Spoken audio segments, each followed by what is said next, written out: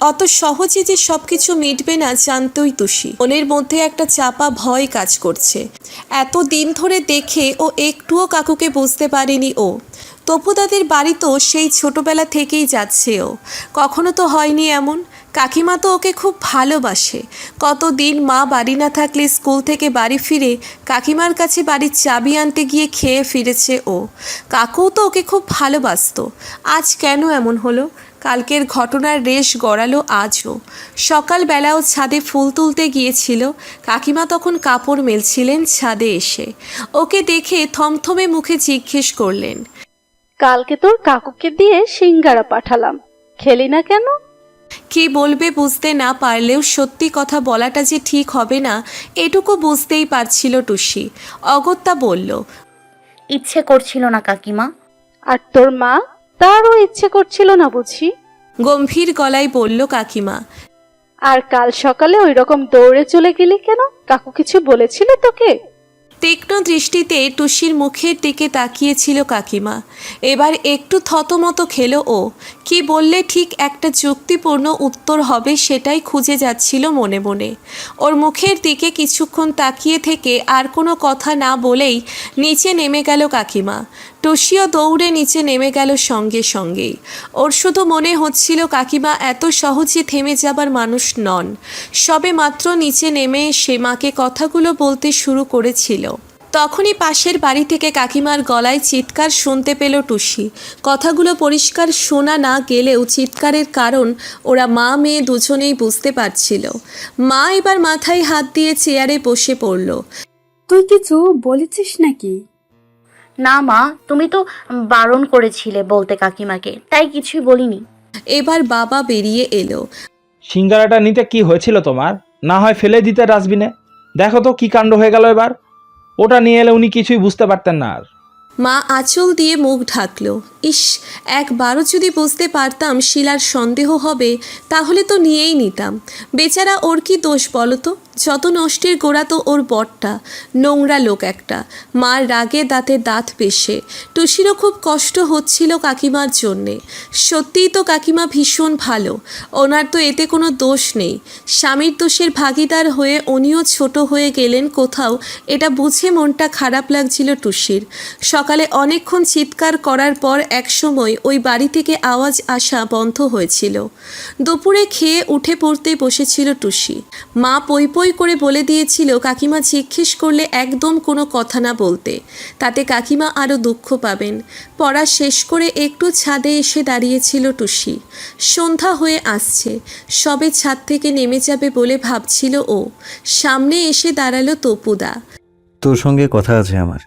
শুনেই ভয় পেল টুসি। এই রে, আবার ওই সব কথা জিজ্ঞেস করবে না তো তপুদা? মনে মনে ভাবল।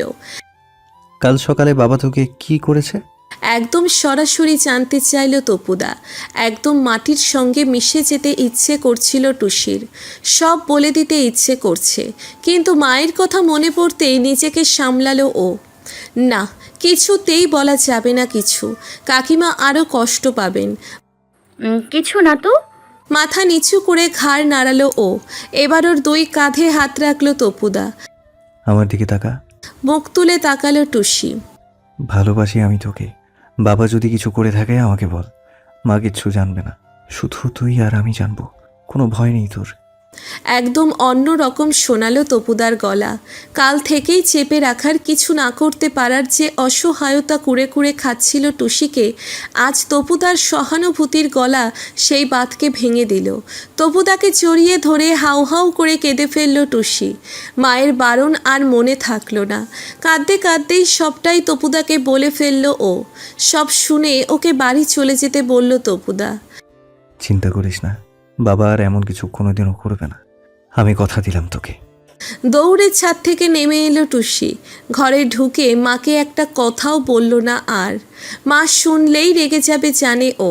হাত মুখ ধুয়ে পড়তে বসে গেল তাড়াতাড়ি, যাতে মায়ের কোনো কথার সম্মুখীন আর হতে না হয়।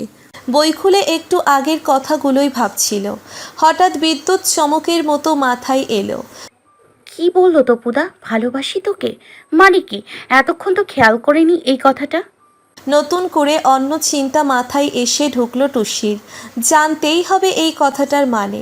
মনে মনে ভেবে নিল ও, আজ কালী পুজো, মা বলেছে রাত্রিবেলায় পড়ার ছুটি, তাই সকাল থেকেই পড়া কিছুটা এগিয়ে রাখার চেষ্টা করতে হবে। দ্রুত বিছানা ছাড়ে টুসি। সেদিনের ঘটনার পর দুদিন মনটা একটু বিক্ষিপ্ত হয়েছিল, এখন আস্তে আস্তে ঠিক হয়ে উঠছে ক্রমশ। কাকিমাও কিছু বলেনি, যদিও আসেওনি ওদের বাড়িতে আর। তবে তপুদা কিছু বললে নিশ্চয়ই আসতো, তার মানে তপুদা কিছু বলেনি কাকিমাকে, বুঝতেই পারছিল টুসি। আর এক সপ্তাহ বাকি টেস্টের। সব কিছু মন থেকে সরিয়ে ফেলে পড়ায় মন দেওয়ার চেষ্টা করে। বাবার অফিসও আজ ছুটি, তাই রান্নাঘরে ব্যস্ততা বেড়েছে মায়ের। দুপুর পর্যন্ত এক টানা পড়ে টুসি। মা স্নান করতে যাবার তাড়া লাগায়। স্নান করে খেয়ে ওঠে, মোমবাতিগুলো ঘরের জানালায় লাগিয়ে সেট করতে থাকে। তাতে সন্ধে নামলে মোমবাতিগুলো তাড়াতাড়ি জ্বালানো হয়ে যায়।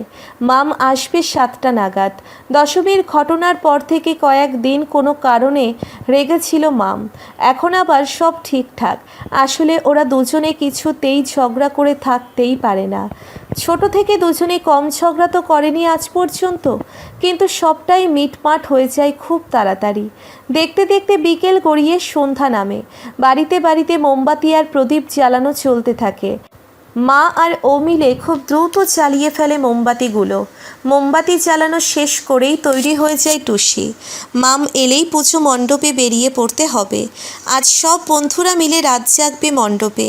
সবাই নিজেদের বাড়ি থেকে অনুমতি আদায় করেছে। মা পই পই করে মনে করায়, মণ্ডপ ছেড়ে কোথাও যাবে না কিন্তু। কোনো মতে মাথা নেড়ে সম্মতি জানিয়ে ছুটতে ছুটতে সিঁড়ি দিয়ে নামে। আজ মণ্ডপ ভিড়ে উপচে পড়ছে। অনেকেই অঞ্জলি দেবে। তারা পুজোর থালা নিয়ে নাম লিখে জমা দিচ্ছে। ওরা ভিড় থেকে সরে নিজেদের বন্ধুদের কাছে এসে দাঁড়ায়। ওদের দুজনের জন্যে চেয়ার রেখে দিয়েছিল বন্ধুরা। এখনও যারা এসে পৌঁছয়নি তাদের জন্যেও রাখা আছে। গুছিয়ে বসে আড্ডা দেওয়া শুরু হয়। রাত বাড়তে থাকে ক্রমশ। সবাই ভোগ খাবে বলে এসেছে বাড়ি থেকে, তাই কারোরই ফেরার কোনো তাড়া নেই। পুজো শেষ হতে অনেক দেরি। ধৈর্য শেষ হয়ে আসছিল ওদের। খিদে পেয়ে গিয়েছে সবারই, কিন্তু ভোগ খেতে গেলে পুজো শেষ হওয়া পর্যন্ত অপেক্ষা করতেই হবে। মাঝখানে কিছু খাওয়া তো যেতেই পারে। দল বেঁধে খাবারের স্টলের সামনে গিয়ে দাঁড়ালো ওরা।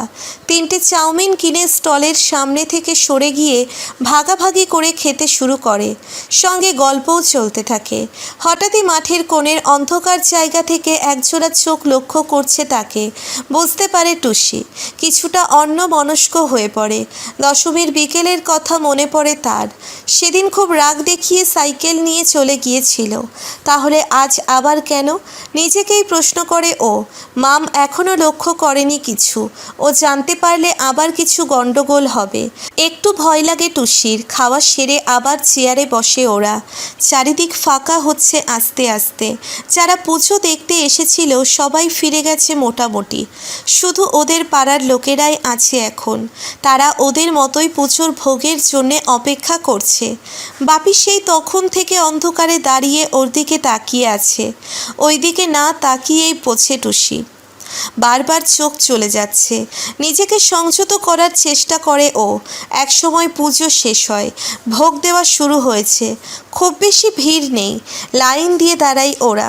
ভোগ শেষ হবার পরেই দ্রুত খালি হতে শুরু করে মণ্ডপ। ওরাও বাড়ির দিকে পা বাড়ায়। বন্ধুরা আলাদা হতে শুরু করে একে একে। শেষ পর্যন্ত মাম ও বাড়িতে ঢুকে পড়ে।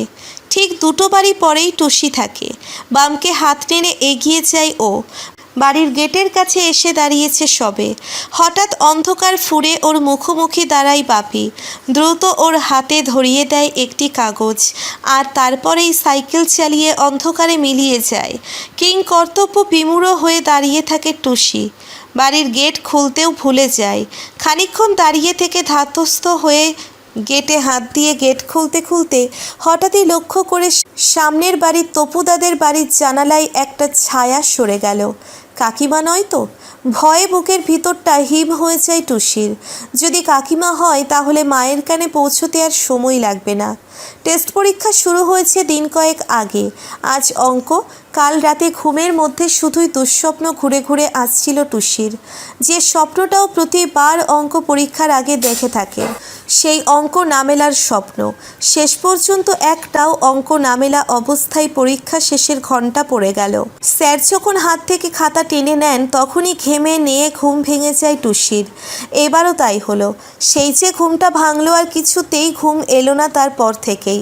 প্রতিবারের মতো এবারও ভগবানের কাছে মনে মনে প্রার্থনা করতে লাগলো টুসি, এবারের মতো অঙ্কটা উতরে দাও ঠাকুর, পরের বার ঠিক রেডি হয়ে থাকবো একদম।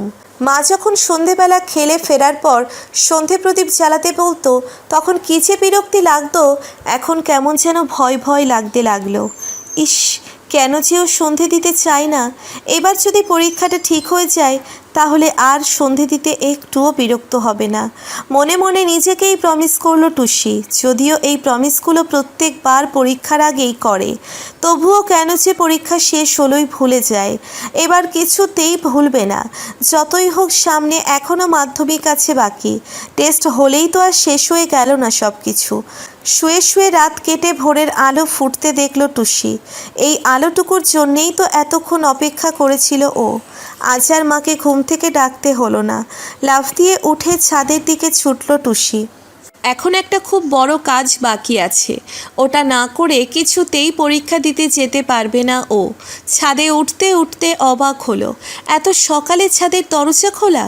কাকিমা কি তবে ফুল তুলতে এসেছে? সেই ঘটনার পর থেকে কাকিমার সঙ্গে কথা বলতে একটু অস্বস্তি হয় ওর। শুধু মনে হয় তপুদা যদি কিছু বলে দেয়। কাকিমা যদিও কিছু বলে না আর, তবু ওর ভয় লাগে। দরজার সামনে পৌঁছেই বহু কাঙ্ক্ষিত সেই জিনিসটা দেখতে পেল টুসি, শালিক। কিন্তু জোড়াটা কই? দুটো না দেখলে তো পরীক্ষা দিতে যাওয়াই যাবে না। এদিক ওদিক চোখ ঘুরিয়ে সবেমাত্র দ্বিতীয় শালিকটাকে প্রথমটার পাশে সরে আসতে দেখে দুহাত জোর করে মাথায় ঠেকাতে যাচ্ছিল ও। তখনই ছুটে আসা একটা ঢিলের বাড়ি খেয়ে উড়ে গেল শালিকটা। অঙ্ক, তাই না? দুটো কেন, 10টা শালিকও তোকে আজকে বাঁচাতে পারবে না। মাথাটা ঘুরিয়ে দেখেই মেজাজটা একদম গরম হয়ে গেল টুসির। তপুদা ছাদের দেওয়ালে হেলান দিয়ে ওর দিকে তাকিয়ে আছে, হাতে একটা সিগারেট। তাই বলে তুমি শালিকটা উড়িয়ে দিলে? জানো আমি কতক্ষণ ধরে এটার জন্য ওয়েট করছিলাম। রাগের গলায় বলল ও। অঙ্কে ভালো বলে খুব ঘ্যাম তপুদার, সহ্য হয় না একদম টুসির। দাঁড়াও, দেখাবে মজা। লুকে সিগারেট খাও, এক্ষুনি কাকিমাকে বলে দেবে তুমি যে সাত সকালে ছাদে এসে সিগারেট খাচ্ছ। কাকিমা জানে কোনো কাজ নেই না, শুধু লোকের ক্ষতি করা তোমার হচ্ছে। দাঁড়াও, কাকিমাকে বলছি আমি। এত সুন্দর একটা অস্ত্র হাতে পেয়ে যা আনন্দ হচ্ছিল টুসির, তপুদা খুব জব্দ হবে আজ। বলে দিবি? আচ্ছা দিস তাহলে, দেখি তোর কাকিমা কি করে। আমাকে একটু সিগারেটটা ধরতো, গেঞ্জিটা পরে নেই, বেশ ঠান্ডা পড়েছে তাই না?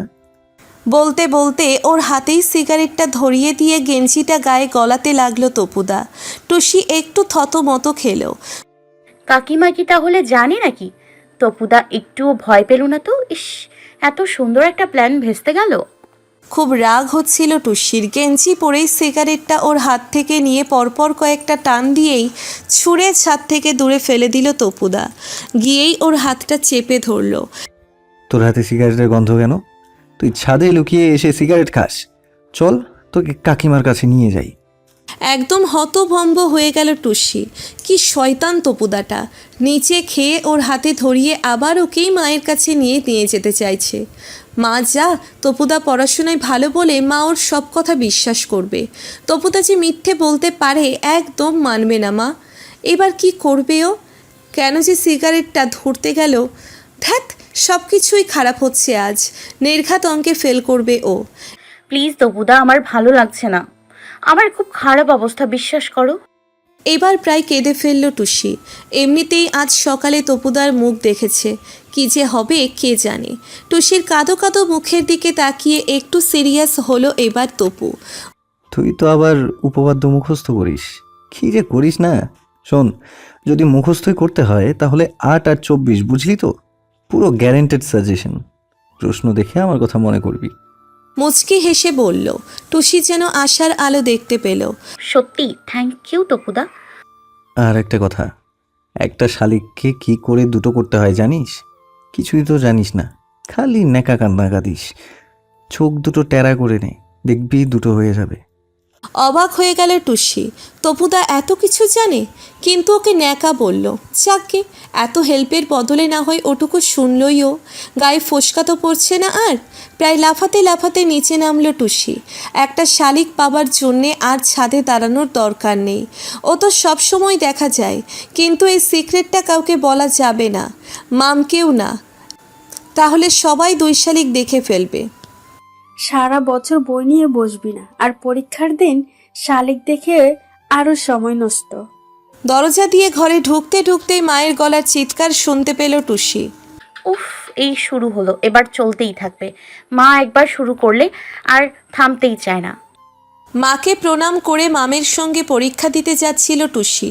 কেমন যেন চুপচাপ ওরা দুজনেই। সকাল থেকে একটা শালিক দেখছি, জানিস, খুব খারাপ হবে। মামের নির্জীব গলা শুনে খুব খারাপ লাগলো টুসির। তবু তার ট্রিকটা বলে দেবে নাকি? মামাকেই শুধু বলবে, আর কাউকে নয়। মনে মনে ঠিক করলো ও। অতপর 1 শালিককে 2 শালিক করার ট্রিক শিখিয়ে এবং শিখে দুজনে যখন স্কুলে ঢুকলো, তখন রীতিমতো ঘামতে লাগলো টুসি। নভেম্বরের ঠান্ডাও যেন অঙ্কের কাছে ফেল মেরে গেছে আজ। স্যারের দেওয়া প্রশ্নটা মাথায় ঠেকালো টুসি। ঠাকুর পাশ করিয়ে দিও কিন্তু। প্রশ্নটা খুলেই একদম চমকে গেল টুসি। 8 আর 24। উফ, তপুদা যা ভালো না। তপুদার ওপর আর কোনো রাগ নেই এখন। তপুদার মুখ দেখেই রোজ ঘুম থেকে উঠতে চাই এবার থেকে টুসি। কিন্তু তপুদা যে কলকাতায় থাকে, মাধ্যমিকের অঙ্কের আগে যে করেই হোক তপুদাকে এখানে আনতেই হবে। টেস্ট পরীক্ষার রেজাল্ট বেরিয়ে গেছে কিছুদিন আগেই। সামনেই মাধ্যমিক। পড়াশোনা মোটামুটি শেষের পথে সবারই। রিভিশন চলছে। কয়েকদিন পরেই সরস্বতী পুজো, স্কুল জীবনের শেষ সরস্বতী পুজো। মাধ্যমিকের পরে এই ছোট্ট শহরটা ছেড়ে যেতে হবে কলকাতায়। এখানে উচ্চ মাধ্যমিক পড়ার কোনো ব্যবস্থা নেই। তাই ওরা বন্ধুরা মিলে ঠিক করেছে এই বছর সবাই মিলে স্কুলে যাবে শাড়ি পরে। পুজোর দিন সকাল থেকেই বেশ একটা উৎসব উৎসব ভাব। টুসিদের স্কুলটা কোয়েট। ছেলেমেয়েরা সকাল থেকেই পাঞ্জাবি আর শাড়িতে সেজে প্রজাপতির মতো ঘুরে বেড়াচ্ছে মাঠে।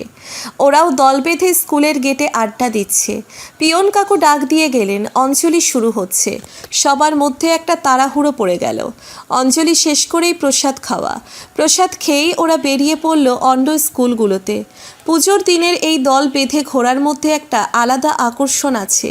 এই বয়সের সব বন্ধুদেরই মোটামুটি একজন করে পছন্দের ছেলে আছে, কিন্তু এই ছোট্ট মফস্বল শহরে সবাই সবাইকে চেনে।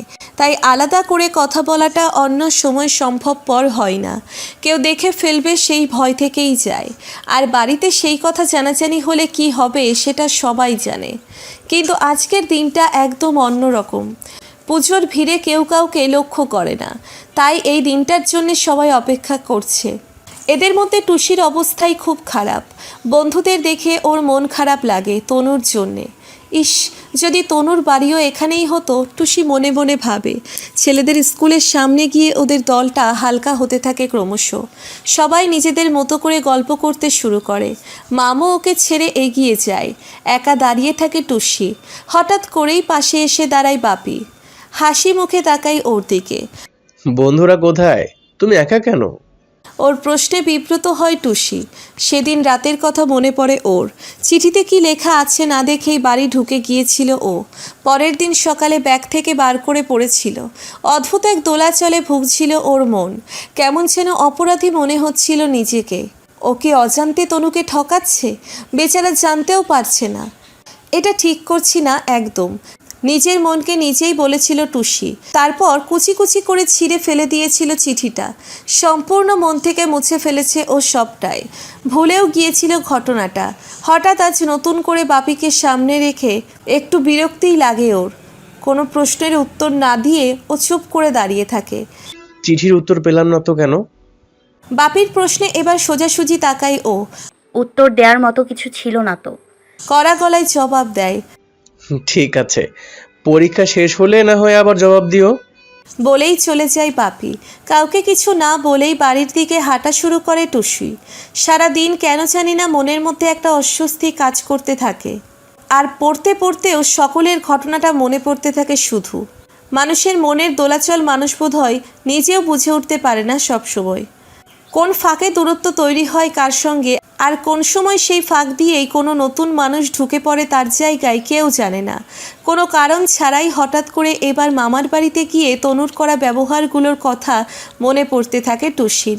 খুব কষ্ট পেয়েছিল ও। তনুর কাছ থেকে এরকম কোনো দিনও আশা করবি না। শেষ মুহূর্তে হাতে ধরিয়ে দেওয়া একটি চিঠির জন্য কি সব কিছু ক্ষমা করা যায়? ভুলে যাওয়া যায় ওই দুর্ব্যবহার? নিজের প্রশ্নের উত্তর নিজেই খুঁজতে থাকে ও। হঠাৎ করেই আবার নিজেই ভাবে, এসব কথা ভাবছি কেন? তবে কি দুর্বল হয়ে পড়ছি আমি? মনের মধ্যে শুধুই কাটা ছেঁড়া চলতে থাকে। বই সামনে খেলেই থেমে যায়, এক বর্ণও পড়া হয়ে ওঠে না আর। গত 15 দিন প্রচণ্ড চাপের মধ্যে কাটিয়েছে টুসি। জীবনের প্রথম বাইরের স্কুলে গিয়ে পরীক্ষা দিল ও। মাধ্যমিক শেষ হলো 2 দিন আগেই। রাত্রে শুতে গিয়ে ভেবেছিল পরের দিন অনেক দেরি করে ঘুম থেকে উঠবে। মাকে বলে রেখেছিল যেন ওকে ঘুম থেকে না ডাকে। কিন্তু সেই দিনই কেন জানে না ওর ঘুম ভেঙে গিয়েছিল। খুব ভোরের বলা ভালো, সারা রাত প্রায় ঘুমই হয়নি ঠিকমতো। ভিতরে ভিতরে কেমন যেন উত্তেজনা হচ্ছিল। স্কুল শেষ, তাই হেড স্যার ওদের ডেকে বলেছিল একটা পিকনিকের কথা। মাধ্যমিক ব্যাচের সবাইকে নিয়ে স্কুল পিকনিক, সঙ্গে থাকবেন সব স্যার দিদিমণিরা। সেই থেকেই ওরা বন্ধুরা সবাই উত্তেজিত। গতকাল সারাদিন বিভিন্ন রকমের পরিকল্পনা হয়েছিল ওদের। কে কী সাজবে সেই নিয়ে আলোচনা হচ্ছিল। কয়েকজন দিদিমণিকে ওরা খুব ভয় পায়। একটু সেজে স্কুলে গেলেই রেগে যেতেন তারা। তাই সাজা উচিত হবে কিনা এই নিয়ে ওদের মধ্যে বিতর্ক চলছিল। অবশেষে ওরা ভেবেছিল যে মাধ্যমিক দিয়ে দেওয়া ব্যাচের মেয়েদের নিশ্চয়ই আর বকবেন না দিদিমণিরা। সকালে স্কুলে গিয়েছিল পিকনিকের দিন আর সময় জানতে। মামু আরও সেজেগুজে, পরনে স্কুল ড্রেস নেই। এক অন্য রকমের স্বাধীনতা। বন্ধুরা সবাই দাঁড়িয়েছিল স্কুল গেটের সামনে। ওরা এসেই শুনতে পেয়েছিল কালই পিকনিক। সবাইকে রেডি হয়ে পৌঁছতে হবে 8টার স্কুলে। সেই মতো আজ 8টার মধ্যে সবাই স্কুলের গেটে পৌঁছে গিয়েছে ওরা। বাস দাঁড়িয়ে আছে। ছেলেদেরকেই দায়িত্ব দেওয়া হয়েছে মালপত্র তোলার জন্যে। তাই মেয়েরা ছড়িয়ে ছিটিয়ে দাঁড়িয়ে আড্ডা দিচ্ছে শুধু।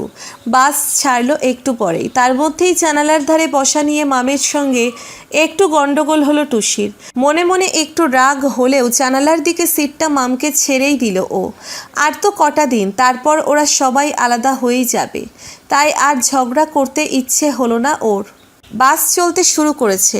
এর মধ্যেই মামও বোধহয় বুঝতে পেরেছে কিছুটা। ফেরার সময় জানালা তোর। টুসির কানের কাছে মুখ নিয়ে মিষ্টি হেসে বলল ও। মিটমাট হয়ে গেল মুহূর্তেই। এই রকম খুনসুটি নিয়েই তো এতগুলো বছর কাটিয়ে এসেছে ওরা দুজনে। সেই ভালো লাগার দিনগুলো শেষ হয়ে যাচ্ছে দ্রুত। রেজাল্ট বেরোলেই যে যার মতো অন্য কোনো শহরে চলে যাবে জানে ওরা। তাই দুজন দুজনের আঙ্গুলগুলো জড়িয়ে ধরে বসে থাকে চুপ করে। মুহূর্তগুলোকে থামিয়ে রাখতে চেষ্টা করে যেন। নদীর ধারে একটা সুন্দর পিকনিক স্পষ্ট। সবচেয়ে ভালো লাগে জায়গাটা খুব নিরিবিলি। হুল্লোড়ে মেতে ওঠে ওরা। টুসি আর মাম আলাদা হয়ে যায়। নিজেদের মতো করে উপভোগ করতে থাকে মুহূর্তগুলো। নদীর ধারে একটা পাথরের উপর বসে গল্প শুরু করে ওরা। হঠাৎ করেই ওদের দুজনকে চমকে দিয়ে সামনে এসে দাঁড়ায় বাপি।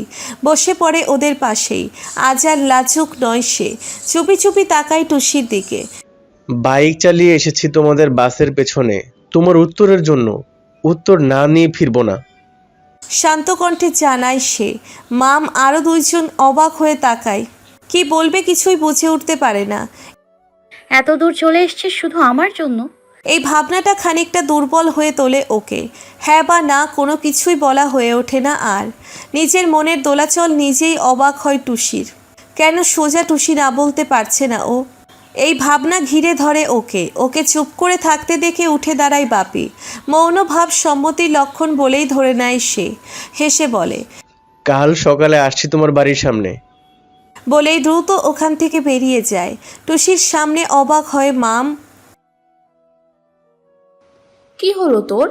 না বললি না কেন ওকে? এই প্রশ্নের উত্তর তো নিজেই খুঁজে পায় না টুসি। শুধু চুপ করে বসে থাকে জলের দিকে তাকিয়ে। ফিরে আসার সময় বাসের জানালায় বসে লাল হয়ে আসা আকাশের দিকে তাকিয়ে নিজের মনকেই ধিক্কার জানালো ও। তরুর মুখটা ভেসে ওঠে চোখের সামনে। আর নিজেই যেন নিজের কাছে ছোট হয়ে যেতে থাকে টুসি। মায়ের শরীরটা একটু খারাপ ছিল কদিন ধরে, তাই রান্না করছিল টুসি। ওর যেটুকু ক্ষমতা সেই মতোই। শিলা কাকিমাও তরকারি দিয়ে যাচ্ছিল প্রতিদিনই। ছাদে কাপড়গুলো মেলে গিয়েছিল কাজের পিসি। সেগুলো আনতে বিকেল বেলায় ছাদে উঠেছিল ও, দেখলো তপুদা আর কাকিমা ছাদে দাঁড়িয়ে আছে। টুসি একটু অবাক হলো, তপুদা কবে এলো? কাকিমা তো কিছু বলেনি মাকে। মা কেমন আছে রে আজ? ওকে দেখেই জানতে চাইলো কাকিমা। ভালো আছে কাকিমা, তপুদা আসবে বলনি তো? কাকিমা যেন একটু থতমত খেলেও টুসির মনে হলো। কাকিমা কিছু উত্তর দেবার আগেই কথাটা যেন ঘুরিয়ে দিল তপুদা। তুই নাকি রান্না করছিস শুনলাম, তো সেই বিখ্যাত ডিম ভাজা তো? রাগ হয়ে গেল টুসির। সেই কবে কোন ছোটবেলায় মা বাড়িতে ছিল না একবার, কাকিমার সঙ্গে বাজারে গিয়েছিল, তখন ডিম ভেজেছিল ও, ওপরটা পুড়ে গিয়েছিল আর ভিতরটা কাঁচা ছিল। সেই থেকে ও রান্নাঘরে বললেই তপুদা সেই ডিমের কথা মনে করায়। নিজেও তো খেয়েছিলে, ফেলে তো দাওনি তখন, তাহলে এত শোনাও কেন? রাগী গলায় বলল টুসি। ঠিক বলেছিস, আর কখনো ওকে খাওয়াবি না তো? বলতে বলতে হেসে সিঁড়ির দিকে এগিয়ে গেল কাকিমা। তপুদা দাঁড়িয়েছিল, তাই টুসিও দাঁড়িয়েই রইল। আজ একটা হেস্তনেস্ত করেই ছাড়বে ও। তপুদা খুব বাজে, সবসময় পিছনে লাগে ওর। সবে কোমর বেঁধে ঝগড়া করতে শুরু করতে যাচ্ছিল টুসি, তপুদার কথায় থমকে গেল। আমরা চলে যাচ্ছি টুসি, তোর সঙ্গে আর হয়তো কখনো দেখা হবে না। কাকুর ট্রান্সফার হয়ে গেছে নাকি? কোথায় যাচ্ছ তোমরা? হঠাৎ করে কেমন যেন কান্না পাচ্ছিল টুসির। বাবাদের এই ট্রান্সফারের জন্যে কত বন্ধু যে চলে গেছে ওদের, কতজনের সঙ্গে আর কখনো দেখা হয়নি আজ পর্যন্ত। তপুদাও চলে যাবে। ইস, পিছনে লাগলেও তপুদা আসলে খুব ভালো, সেটা মনে মনে জানেও। তপুদারও মন খারাপ টুসি বুঝতে পারছিল। কাকিমার সামনে মজা করলেও এখন কেমন চুপচাপ দাঁড়িয়ে আছে।